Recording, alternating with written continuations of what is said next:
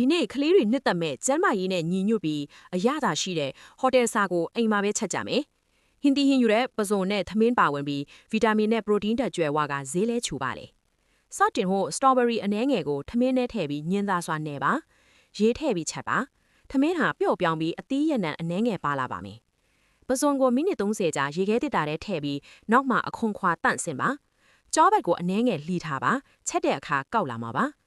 အာလူးမုံလာဥနီဘရိုကိုလီနဲ့ကြက်သွန်နီတို့ကိုအတုံးတိတ်တိတ်လေးလှီပါဒဲအိုတဲ့စီပူတူလောက်ပါအာလူးနဲ့မုံလာဥနီကိုရွှေညိုယုံတက်တဲ့အထိကြော်ပါပြီးရင်ကြက်သွန်နီထဲကမှွေးလာအောင်ကြော်ပါပဇော်နဲ့ဟင်းသီးဟင်းရွက်တွေကိုထည့်ပါရေနွေးလောင်းထည့်ပြီး3မိနစ်ကနေ4မိနစ်အထိချက်ပါအရာအလုံးကြက်ပြီးတဲ့နောက်ဟင်းခတ်မှုန့်ခါရီထည့်ပါအနှိမ်ဆုံးအပူချိန်နဲ့ပြစ်လာတဲ့အထိမှွေပါထမင်းခုံပကံနဲ့ခတ်ပြီးဟင်းခတ်အနစ်ကိုအပေါ်ကနေလောင်းထည့်ပါအရသာရှိပြီးအာဟာရလည်းပြည့်ဝတာကြောင့်အင်ကတာတာမီမီလေးတွေကိုချက်ကျွေးဖို့မမေ့ပါနဲ့နော်